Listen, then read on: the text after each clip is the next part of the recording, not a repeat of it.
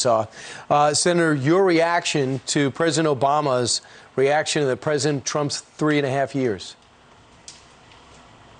Well, Brian, it was a pretty remarkable speech at a pretty remarkable day at the Democratic National Convention. I heard a lot of reasons why Donald Trump offends the delicate elite sensibilities of people like Barack Obama and Kamala Harris and Hillary Clinton. I don't think I heard many or even any reasons to vote for Joe Biden.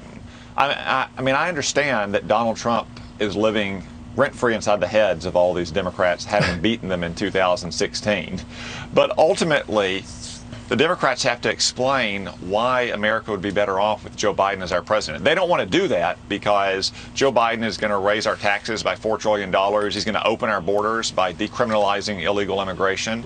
He's going to give free health care that you have to pay for to illegal immigrants while he takes away your insurance on the job. Free college. And if you didn't see those ideas, free college too. If you didn't see those ideas last night at the DNC, well, just tune in to the wacky daytime DNC when they tell you what they actually think. They have speakers talking about abolishing the police, not just defunding them, or ending capitalism. They don't want you to see those speeches while you're away at work because that's the true heart of the Democratic Party. That's what will happen if Joe Biden gets elected. That's why we must reelect Donald Trump. Yeah, well, where's the fact checker regarding what Barack Obama just said? He said he used Donald Trump's using the military to stop the peaceful protesters. It's not the peaceful protest, it's the violent protesters, particularly, Senator, what we've seen in Portland.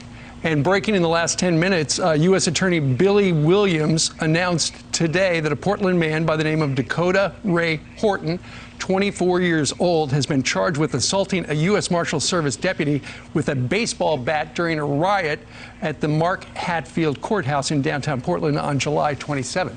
So the locals have trouble, rounding up the people who are breaking the laws, but ultimately it looks like the Department of Justice is going after them.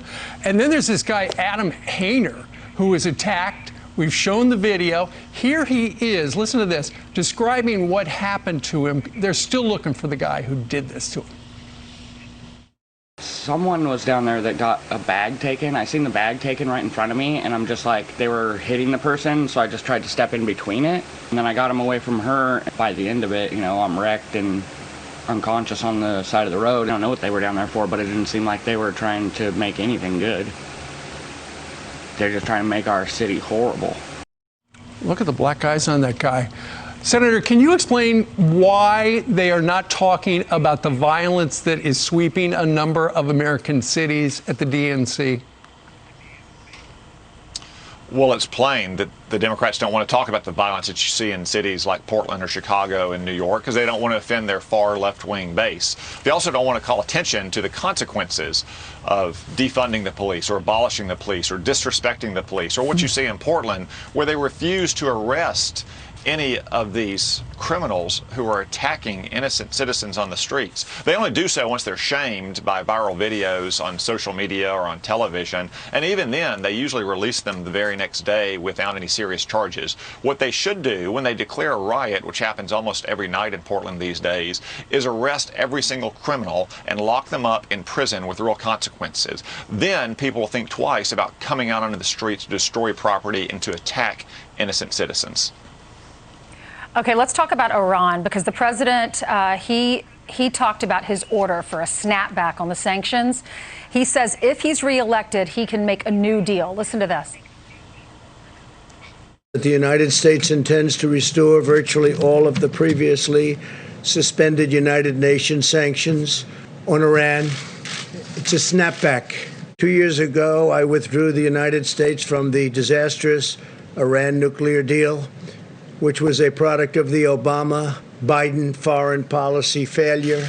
This deal funneled tens of billions of dollars to Iran, 150 billion to be exact, plus 1.8 billion in cash. Just another great deal that turned out to be a total disaster that would have funded all of the chaos and the bloodshed and the terror in the region.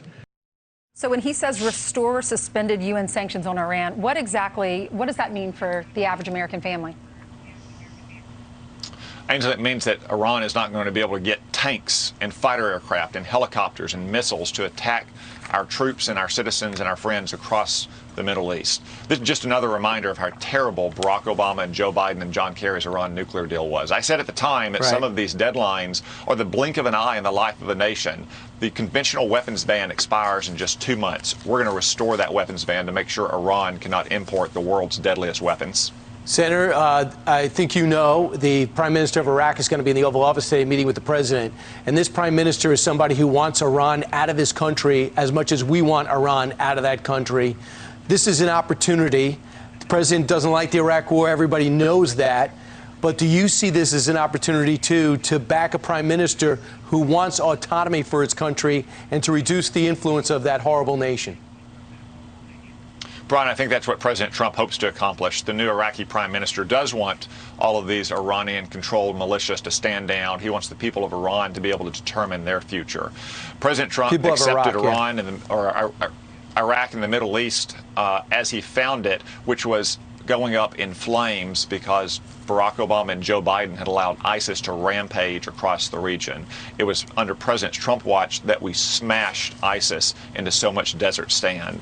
We're going to continue to build on that success. We're not going to let Iran run wild in the Middle East. All right, Senator Tom Cotton joining us from the D.C. area. Senator, thank you very much.